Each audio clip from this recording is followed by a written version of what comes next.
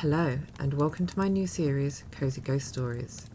Telling chilling tales by a fire has been around for millennia, and this series aims to embrace this tradition, if somewhat a little differently. So make yourself a drink, turn down the lights, and settle in for some cozy ghost stories. But before we start, who is that breathing down the back of your neck?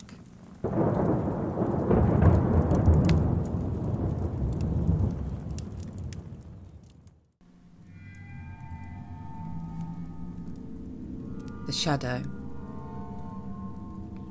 I didn't know that's what it was called until much later. I was living in a house in Laguna Beach that had been there since the 1920s. In its history, it had been a speakeasy, a brothel, and a house for smuggling illegal immigrants. One day my new wife and I were having an argument. I can't even recall what it was about. She walked down the block to get a cup of coffee and to cool off, and I was alone in the house. The way the place was built was incredibly haphazard. There was a bedroom and living room on one side, then a bathroom with two entrances. On the other side of the bathroom was a hallway that had windows in one side and two bedrooms on the other. From my bedroom, I could look across the hall into the bathroom, then through the bathroom and down the other hall. I was standing at my dresser, and I just noticed movement out of the corner of my eye, and looked down there. There was, and honest to God, this gives me goosebumps just typing it, 17 years later, a black figure. It was maybe 3 feet tall, and it was only vaguely humanoid. It looked like black scribbles, like someone had scribbled a human shape, but the scribbles moved, like electricity arching. That's the best way to describe it. There was no sound that I could remember. I distinctly remember when I saw it, I wasn't afraid, just like, what the fuck? Then it noticed me looking at it. I can't say it turned around, it just focused on me, I guess. Then I was scared. I didn't move, I didn't scream, nothing. I was just frozen, because it just fucking came at me. It rushed down the hall towards me. I have no idea what it intended, but as soon as it entered the bathroom, the door closest to me just slammed shut on it. I screamed. I yelled for my wife. She wasn't home. I went the fuck outside, into the daylight, and didn't go back in until she got home about 10 minutes later. I don't believe in ghosts. I don't believe I saw something supernatural, but I know I saw something. I don't know what it was. So these next two stories aren't technically ghost stories. They are more like, I guess, internet gaming creepypasta style. But anyway, they're quite creepy, so I decided I would give them a read. So, hope you enjoy them. The Princess. How did the princess take control of our message board, if only for a few seconds? It didn't make sense. Our message board wasn't a video game. Our message board pulled all its information from the internet. The princess was already inhabiting a game at the same time. All the rules we thought we knew, all the things we thought kept us safe had failed us. Could she have done this at any time? Could she do it again? Were there any real limits to what she was capable of? We looked through all the data we'd collected. We tried to find some common thread we'd been missing. There must have been some way we could have known. There had to be more answers than what we were seeing. And there were. We finally realised the truth. It was so obvious. The princess had been in our message board the whole time. She was on every page. She was on every forum list. She'd been staring at us, watching us for years, and we never even saw it. She was the banner at the top of the forum. She was every screenshot we'd posted, every video we'd uploaded, and every piece of fan art we'd drawn. Every image of her is her. Every image of her, when observed, gives her power. She's not a ghost. She's not a computer virus. She's an idea. Living fiction. She lives off our observation and thoughts of her. When we all watched that stream, banded together and gave her all of our attention, all at once, we made her more powerful than she'd ever been before. We made her strong enough to manifest through images we'd posted on our message board and speak directly to us. From what we speculate, it's enough to simply never look at them again. but we deleted them all just to be certain. However, it may already be too late for us. I've been losing contact with other members of the society. I can't tell if something's happened to them or if they've simply gone into hiding, but at this point, only a fool wouldn't consider the worst case scenario. I'm not completely heartless. I know she's fighting for her survival now. For her, being forgotten is death. She does what she does in the hopes of keeping her memory alive. To that end, perhaps my telling her story to the world is a small act of mercy. Maybe the thoughts I've lent her will ease her pain somewhat. I don't know. But either way, that isn't why I wrote all this.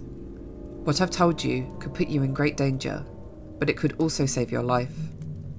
You're a target now, and in the months and years ahead, she may well come for you. But I've also given you all the knowledge you need to keep yourself safe. Do not try to fight her. Do not try to talk to her. Do not try to outsmart or trap her. Don't investigate. Don't try to understand. Don't try to be a hero. Don't try to be her saviour. It is my sincere hope that I've given you all the answers you want, so you won't make our mistake and try to investigate further. There is one and only thing you need to do to be safe. If you see her, turn off the game. The satellite images. A friend of mine showed me how to use Google Maps. I'm sure you've seen it. It lets you use satellite images to look at locations all over the world. A few years ago, I was in a car accident. Since then, I really don't leave the house that often. It's difficult, and the idea of seeing a car drive by me makes me feel lightheaded. I was fascinated by the fact that I could see all over the world, almost like being there. I could virtually walk down the streets, and it almost felt like I was really there. I became instantly hooked. It gave me a real eye on the world. I could go to almost any major city, and I did. I've seen the streets in China, Japan, Germany, and England. So many places. I'd even gone to tourist attractions like the Great Barrier Reef and Dracula's Castle. My favourite was to go to random places in major cities and see how many people and animals I could find.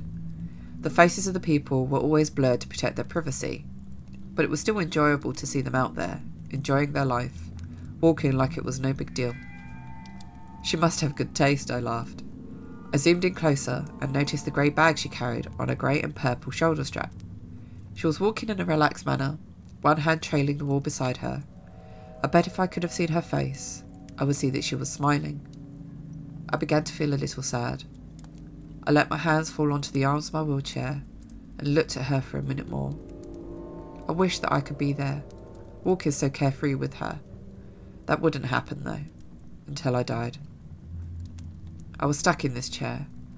I sighed and zoomed out of Tokyo. Enough of this for tonight. I turned off the computer and went to bed. I got up early and decided to look around Paris. Paris was always fun. I liked the look of the city with all the old, beautiful buildings and so many people to watch. I randomly zoomed to an area and saw a street, lined with old brick buildings, a few small shops, and an old tan brick church. Ahead was an intersection, and dozens of people walked by. A balding businessman walked quickly past, looking back at an old woman, hair covered with a scarf, carrying a large purse. A curvy woman in black pants that were too tight stared into a store window, and two women led a group of small children around a corner. I spun the view around a few more times and then saw something peculiar. Sitting on the bench at the bus stop were two people. One of them was a young woman with her feet stuck in front of her in a relaxed manner. She was wearing a pair of red sneakers, like my own. I was startled for a moment as I noticed the black pants, white t-shirt, and black hooded jacket. Her dark brown hair was tied loosely behind her head. A grey bag sat on the bench beside her, the shoulder strap hooked over her shoulder.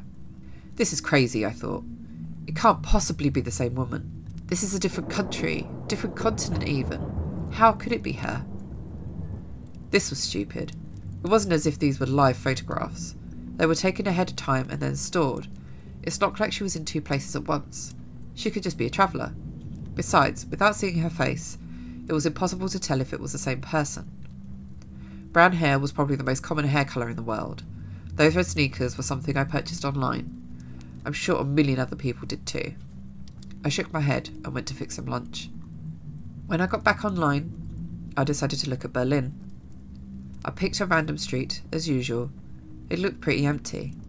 There were brick buildings lining the streets, looking more like factories than anything else. There were also empty lots, full of long grass and piled gravel. There wasn't much to see at all, really. There was a line of motorbikes and a car with 2 German flags sticking up from it. After more searching, I found one kid. He looked like he was dressed for school, a jacket thrown over his bag. He was intently looking at some kind of mobile device. I was disappointed. I started to leave, but then I caught something out of the corner of my eye. I turned the view, and there they were, those damned red sneakers. She was standing on a street corner, next to some kind of signpost. She had her hand on the post, looking down the street, as if waiting to cross the street. I stared, in shock. How could she be there too? Even if she was travelling, there's no way I would find her every time. Even finding her in Paris would have been one heck of a coincidence. But this? This was crazy. Was this some kind of joke? Had Google decided to play a prank on its users that used their products so much? It would have been a great joke. I did a quick search, looking for a note about a woman that shows up like Waldo. There was nothing. I looked through articles on strange things you can see on Google Maps, but none of them mentioned the woman that travels the world with you. This was crazy. Had my self-imposed isolation driven me mad?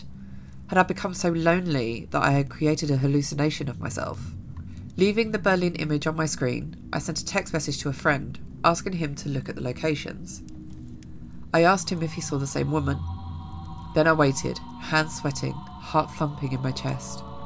I jumped when my phone beeped with a return text message, 10 minutes later.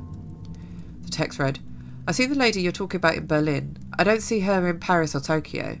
Is this some kind of game or what? Are you okay?" I didn't respond, instead returning to the locations in Tokyo and Paris. There she was. She was there, but it was different. She no longer sat on the bus stop bench in Paris. She was standing in front of it, looking for something in her bag. In Tokyo, she was blocks away, squatting down to pet that calico cat. I shivered. Who was she? What was happening? I switched them up to Brussels. It was another city street. It was lined with old-looking buildings, with shops on the ground level, and what I guessed was apartments above. I quickly scanned the streets. They were empty, other than a stocky woman in a bright blue sweater. I did a second sweep. She wasn't there. I sighed in relief. I couldn't believe I was getting so worked up about this. It was nothing but a coincidence. I stopped. My eyes frozen on the screen.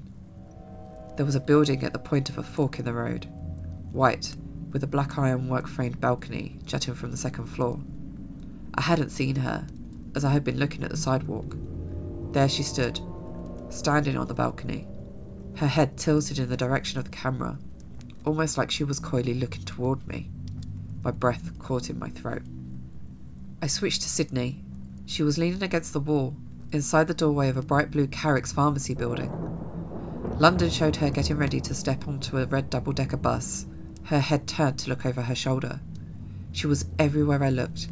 She stood on a brick sidewalk on a bridge in Venice. She walked across a yellow-barred crosswalk in Zurich, and in Hong Kong, she stood between a Wing Lung Bank and a McDonald's adjusting the strap on her bag. In each picture, she came closer and closer to looking directly at me with her blurred-out face. My heart felt like a terrified bird, slamming around inside my chest. I couldn't catch my breath. I wasn't sure what to do. I couldn't call the police. Should I send screenshots to Google? I clenched my fist tightly and closed my eyes.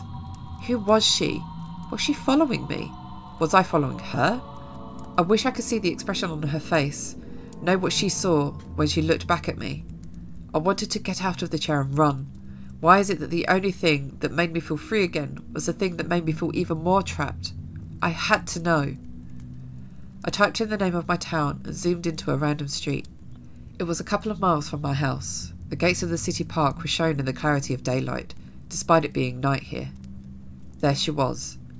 There she was. She was only a few miles from my house, standing under the ironwork arch that stated the name of the park. She looked directly at the camera, directly at me. I felt like I might throw up. She was near me, and she was watching me. She was coming for me. What does she want? I typed in the name of the apartment complex where I live. I could see the outside of the building. The parking lot was full of cars, and there were a few blurred out children on the playground. I searched everywhere for her. She wasn't in the parking lot or on the sidewalks, not hiding between the buildings or standing in the playground. I even scanned each of the cars, behind the bushes, and each of the blurred windows. She wasn't there. I curled tightly around myself and lay my head down on the desk. This place was safe. I didn't leave the apartment anyway. I would never use Google Maps again. I would never see her again. She could stay at the park for all I cared. I smiled to myself and was surprised to find a tear slipping down my face. I'm safe, I said to myself in a whisper. It felt good to hear it out loud. I'm safe. As I said it, there was a knock at the door. A chill ran down my spine.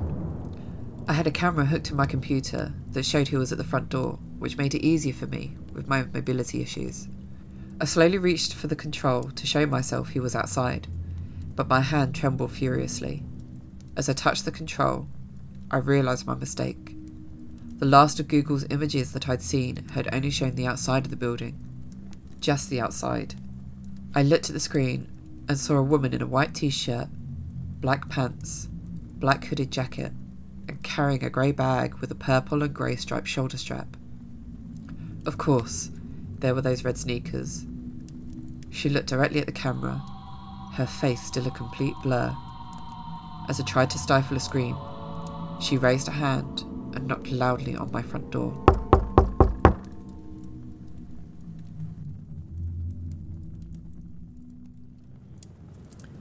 Thank you for listening to Cosy Ghost Stories. I hope you enjoyed our tales. If you have any scary stories of your own that you would like to share, please do email me at loriangaminguk@gmail.com, and be sure to write Listener Ghost Story in the title of your email. If you would like for me to do more of this type of content, then please do like this video and subscribe to the channel, as well as leaving a comment below. It really helps me make the content that people enjoy. Also, if you would like to follow me on social media, all the links are in the description of this video. Finally, you can show your support further by donating to Ko-fi or subscribing to my Patreon. I currently have bonus vlogs that are subscriber exclusive. However, I do plan on expanding on the extras with more paranormal type content, so be sure to not miss out. You can find all the information if you click on any of the links below. Thanks again, and I shall see you in the next video. Oh, and sweet dreams.